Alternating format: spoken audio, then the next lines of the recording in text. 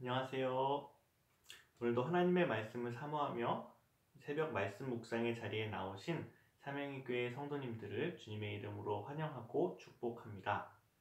오늘 함께 나눌 말씀은 누가복음 7장 18절부터 35절 말씀입니다. 제가 말씀을 읽도록 하겠습니다.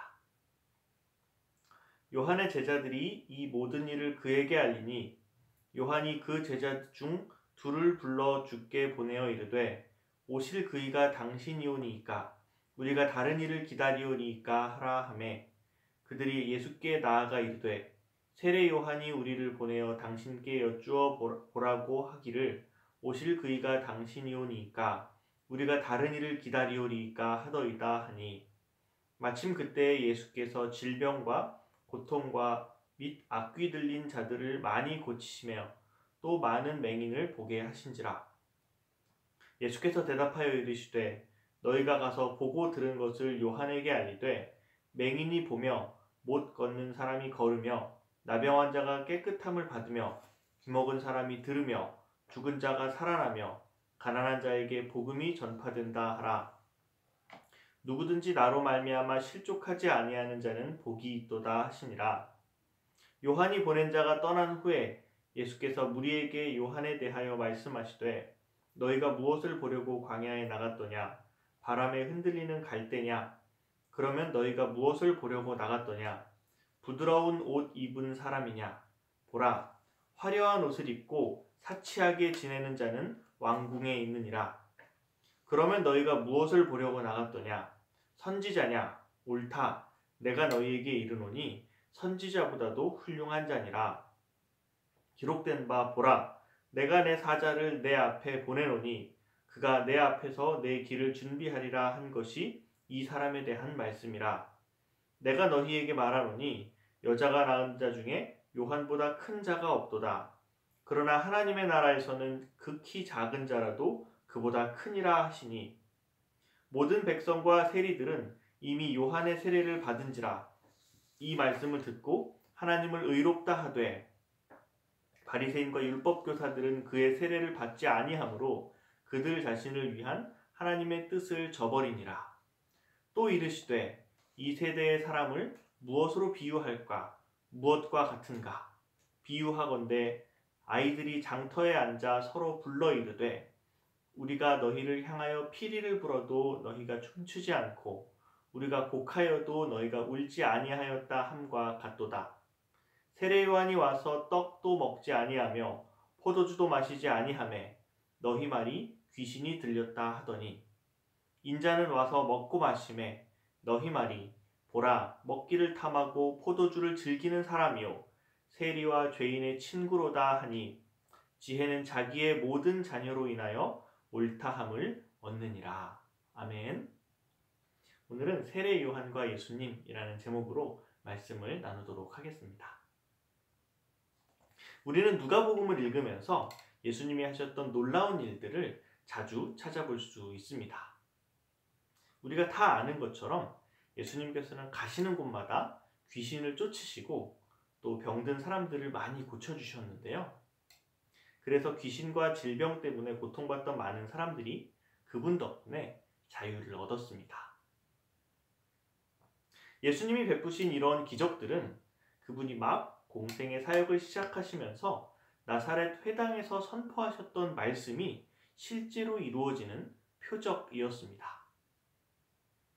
그때 예수님은 가난한 자들에게 복음이 전해지고 주의 은혜의 해가 전파된다는 이사야서의 예언이 이제 오늘 이루어졌다고 선포하시는데요. 이를 통해 예수님은 그분이 가져오신 하나님 나라가 어떤 나라인지를 드러내셨습니다. 그런데 이러한 예수님의 사역을 보면서 의문을 품었던 한 사람이 있습니다. 그는 다름 아닌 세례 요한이었습니다. 당시 그는 헤롯 왕의 잘못을 비판하다가 감옥에 갇힌 신세였지만 그곳에서도 예수님이 하신 일들을 전해 들으면서 그분을 통해 마침내 이 땅에 임할 천국을 누구보다도 열망하고 있었습니다. 그렇다면 그는 왜 갑자기 예수님께 오실 그이가 당신이 맞습니까? 아니면 우리가 다른 일을 기다려야 합니까? 하는 질문을 할 수밖에 없었을까요? 그리고 이 질문 이후에 나오는 예수님의 말씀에 대해 우리는 어떻게 이해해야 할까요? 먼저 세례 요한이 왜 이런 질문을 했는지 알기 위해서 우리는 그가 선포했던 메시지들을 살펴볼 필요가 있습니다. 그는 하나님 나라가 가까이 왔다는 것과 자기 죄를 스스로 고백하고 회개할 것을 선포했습니다. 그리고 그가 이렇게 힘써 회개를 촉구한 이유는 바로 메시아가 오셔서 그분의 나라를 회복하실 때를 예비하기 위한 것이었습니다.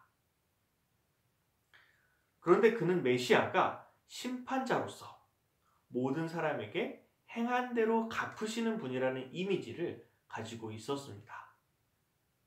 따라서 그분이 오셔서 모든 사람들을 심판하시기 전에 사람들이 회개하고 그에 합당한 열매를 맺을 것을 강조했던 것이죠. 그리고 마침내 그렇게 기다리던 그분 예수 그리스도께서 드디어 모습을 드러내셨습니다. 악인의 심판과 온전한 하나님 나라의 회복이 머지않은 것입니다. 하지만 하루가 지나고 이틀이 지나도 요한이 기대했던 일은 일어나지 않았습니다. 그동안 예수님은 요한이 기대했던 것과는 다른 일들을 하고 계셨습니다. 가르치시는 말씀을 들어보면 분명히 하나님 나라가 왔다고 하시는데 그분은 가르치시는 일과 병든 사람들을 고치는 일을 하실 뿐 악을 심판하지는 않으셨던 것이죠. 삶의 대부분을 광야에서 지내면서 온갖 어려움 속에서도 흔들리지 않았던 요한이었지만 뭔가 자신의 기대와 다른 이런 예수님의 모습을 전해 들으면서 그는 지금 현재 자신이 이해할 수 없는 상황에 처했다는 것을 발견합니다. 이때 요한은 이 일에 대해 섣불리 판단을 내리지 않고 자신의 상태 그대로 예수님께 나아갔습니다. 그리고 언뜻 보기에 흔들리고 예수님을 불신하는 것처럼 보이는 모습이지만 혼란스러운 상태임에도 그 모습 그대로 그분 앞에 나온 이 요한의 질문에 대해 예수님께서는 짧지만 강력한 대답으로 요한의 혼란과 의심을 날려버리십니다. 물론 요한의 질문에 대한 예수님의 답변인 22절과 23절, 오늘 본문 말씀은 그리 특별할 것이 없어 보이는 대답처럼 보입니다. 왜냐하면 이 일들은 예수님이 하고 계신 일들이고 또 요한도 감옥에서 이미 이러한 일들을 들었기 때문입니다. 하지만 예수님의 이 말씀은 사실 구약에서 메시아가 오셔서 하실 일들에 대해 예언한 말씀을 인용한 것입니다. 실제로 이 말씀은 이사야 35장과 61장 일부를 인용해서 하신 답변인데요. 여기서 메시아는 심판자라기보다는 소망 없는 이들을 구원하기 위해 구원을 베푸시는 분으로 묘사됩니다. 결국 예수님을 통해 요한은 자신이 가지고 있었던 메시아에 대한 협소한 이해를 뛰어넘어서 참된 메시아의 모습과 그분이 가지고 오신 하나님 나라의 온전한 모습을 조망할 수 있는 기회를 얻게 된 것이죠. 이렇게 세례 요한의 제자들과 대화를 마치신 후에 예수님은 무리들에게 이 세례 요한에 대해서 말씀하십니다. 많은 사람들이 이야기하는 것처럼 요한은 선지자였습니다. 하지만 그는 구약의 어떤 선지자보다도 더 큰 사람이었는데요. 왜냐하면 그가 하나님 나라의 일을 이전의 선지자들보다 더 많이 알고 있었기 때문입니다. 그는 메시아이신 예수님께서 곧 오신다는 것을 알았고 그분을 실제로 만났다는 점에서 구약의 어떤 선지자들보다도 탁월한 계시를 소유한 사람이었습니다. 하지만 요한은 예수님이 오셔서 어떻게 그분의 일을 이루시는지에 대해서는 알지 못했습니다. 왜냐하면 그는 예수님보다 먼저 활동했을 뿐 아니라 그분의 공생의 사역을 다 보기도 전에 죽었기 때문입니다. 그래서 예수님께서는 그분에 대한 계시가 완성되고 하나님 나라가 이 땅에 임한 후로는 극히 작은 자라도 그보다 크다고 말씀하시는 것입니다. 어쨌든 구약시대의 사고방식을 가지고 신약시대를 연 이 세례 요한은 기존에 제한된 하나님 나라에 대한 개념과 또 예수님이 하신 일들 사이에서 심적인 갈등을 겪을 수밖에 없었습니다. 이때 요한은 자신이 본래 가지고 있던 하나님 나라 개념에 갇히기보다 예수님과 적극적으로 소통하기로 결심합니다. 모르는 건 물어보고 그렇게 하나님 나라에 대한 개념을 확장해가는 길을 선택한 것이죠. 결국 세례 요한의 위대함은 그가 소유한 계시의 많고 적음에 달려있는 것이 아니라 그가 자신의 생각과 이해를 뒤로하고 얼마나 예수님을 신뢰했느냐에 있습니다. 사랑하는 사명의 교회 성도 여러분, 우리는 오늘 본문에서 예수님의 사역에 의심을 품었던 세례 요한의 모습을 보았습니다. 하지만 그 의심은 도리어 그를 예수님 앞으로 이끌었고 예수님은 그에게 더 깊은 하나님 나라의 일을 가르쳐 주셨습니다. 성경은 이와 같이 요한의 길을 따랐던 사람들이 결국 하나님의 의로우심을 드러내는 이들이 되었고 그 길을 거부한 사람들은 하나님의 뜻을 저버렸다고 말하고 있습니다. 하다못해 평범한 백성, 죄인이라고 손가락질 받는 세리조차도 요한과 같이 자신의 생각이나 이해를 뒤로하고 예수님을 신뢰한다면 그의 삶은 하나님의 의로우심을 드러내는 삶이 될 수 있습니다.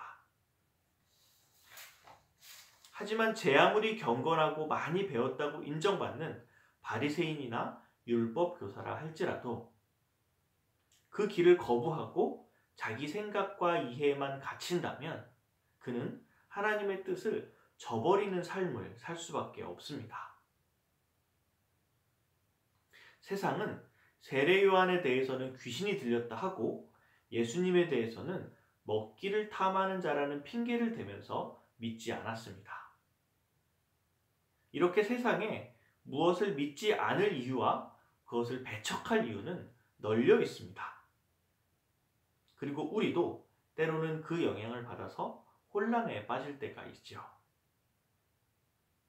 하지만 잘 알지 못하고 불확실한 세상을 살아가면서도 마침내 하나님 나라에 이르고 보지 못한 그 나라의 일을 기대하며 소망을 품을 수 있는 능력은 결국 우리를 위해 십자가 지신 예수님에 대한 신뢰를 붙들고 사는 것입니다.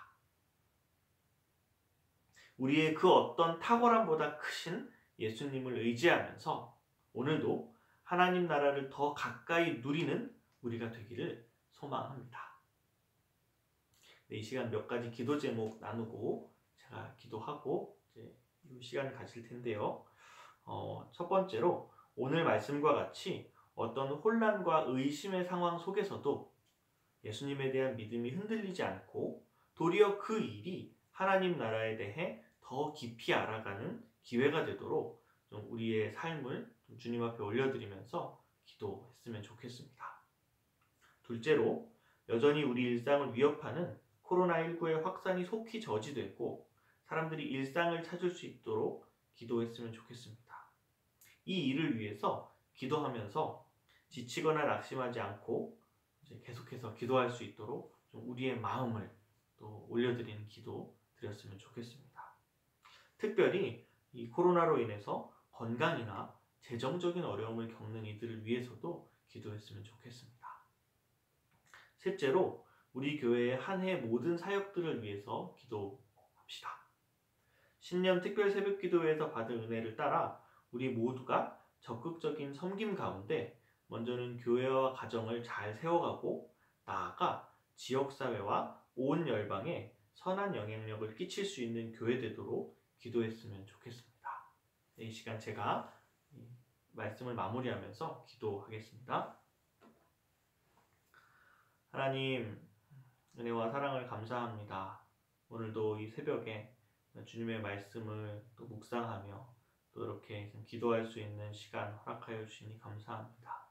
주님, 저희들이 그 세례 요한과 그 수많은 믿음의 선배들이 걸었던 것처럼 그 길을 따라 정말 주님을, 예수님을 굳게 의지하고 정말 저희의 생각과 저희가 기존에 알고 있던 것들이 다르다 할지라도 오직 주님을 의지하고 주님을 신뢰하는 가운데에서 그 믿음의 터에서 저희의 모든 생각들을 확장해 가고 그렇게 하나님 나라의 백성됨의 삶의 의미를 더욱더 깊이 이해할 수 있고 누릴 수 있는 그러한 삶을 살게 하여 주시옵소서. 감사드리며 예수님의 이름으로 기도합니다.